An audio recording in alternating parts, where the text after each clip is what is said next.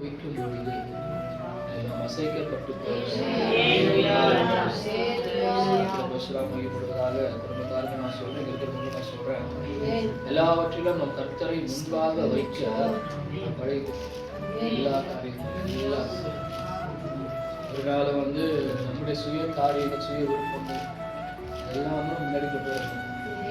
ஒரு சின்ன காரியம் செய்தாலோ பெரிய காரியம் செய்தாலோ ஜெபத்தோட கர்த்தரை முன்பாக வைத்து நாம் செய்யும் பொழுது இந்த காரியங்களை தேவனுக்கு ஜெயமாய் காரியங்கள் குறித்து தியானிக்கும் பொழுது தானியேலை குறித்து அவர் அழகா சில காரியங்களோடு பேச ஆரம்பிச்சார். அது மாத்திரம் கூட எக்ஸ்பிளைன் பண்ண போறேன்.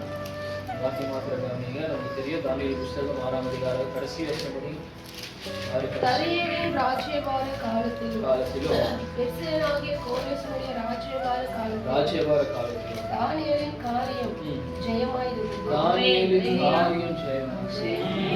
நம்முடைய தேவ பிள்ளைகளுடைய காரியங்கள் ஜெயமா இருக்கு. எனக்கு புறாங்க தேவைகள் இருக்கு. வீட்டு தேவன் கட்டி கொடுத்துட்டார். திருமணம் ஜூலை 9ஆம் தேதி நடக்கிற திருமணத்தையும் தேவன் இந்த இடத்துல தானியேலை குறிச்சு சொல்லுது. ராஜாக்கள் மாறாங்க, ஆனா தானியேலுடைய ஜெயம் மாறுது. நம்முடைய ஜெயங்கள் ஒரு நாளும் மாறாது. கர்த்தரை எனக்கு முன்பாக நான் வைத்திருக்கேன். வலது பாரசத்தில் இருக்கிறபடினால அசைக்கப்படுவது. கர்த்தரை நான் எனக்கு முன்பாக வைக்கும் பொழுது எல்லாம் நம்புறேன், நிச்சயமா எல்லாவற்றிலும் தேவனுக்கு ஜெயத்தை கொடுக்கிறதா. அதான் நம்ம தானியேலுடைய வாழ்க்கையில கவனிக்கிறோம். இந்த வார்த்தை தான், தானியேலுடைய காரியம் ஜெயமாவே இருக்கும். நம்புற குடும்பத்தோட காரியங்கள் ஜெயமாகவே இருக்கும். வார்த்தைக்கு ஒவ்வொரு பிள்ளையுடைய காரியம் நிச்சயமா ஜெயமா. இது எப்போ பார்த்தீங்கன்னா கர்த்தரை நான் முன்பாக வைக்கிறேன். அடையாளம் விசேஷமான ஆவியும் எல்லாரும் சொல்லிட்டு போறாங்க. அடையாளம் இல்லை. இப்ப இந்த இடத்துல தானியேலுக்கு விசேஷமான ஆவி தானியேல் மேல் இருந்துச்சுன்னு சொல்லுது. அந்த அடையாளம் என்னன்னு பாத்தீங்கன்னா ஒரு 3 காரியத்தை இந்த பகுதியில தெளிவாக கவனிக்க முடியும். முதல்ல தானியேல நம்ம என்னன்னு சொல்லுவோம், யார் செபிக்கிறோம். அப்புறம் நம்புற முதல் டிஃபரன்ஸ் எது வித்தியாசத்தை உண்டு பண்ணணும்னா நீங்க 10ஆம் வசனம் கடைசி பகுதி படிங்க. அங்கே தன் மேல் அறையிலே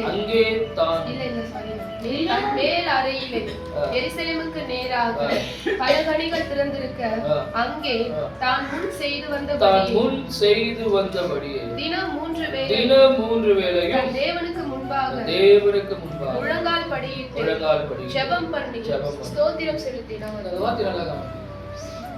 சோ இந்த ஜெபம் என்பது ஏதோ ஒரு நாள் வாழ்க்கை இல்ல, இட்ஸ் a practice. அனுதின அனுபவம். இந்த இடத்துல வேதம் சொல்லுது தான் முன் செய்து வந்தபடியே. அப்படின்னா இன்னைக்கோ ஒரு நாள் ஜெபிக்கிறவன் இல்லை தானியேல், ஒவ்வொரு நாளும் ஜெபத்துல காத்து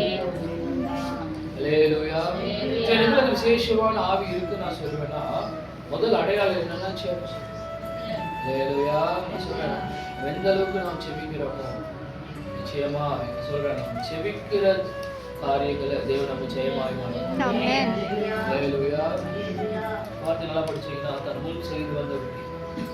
நான் சொல்றேன், இந்த விசேஷமான ஆவி தன்னுடைய காரியம் எல்லாம் ஜெயமா இருக்கு. ஏன்னா அவங்க ஒரு விசேஷமான ஆவி இருக்கு.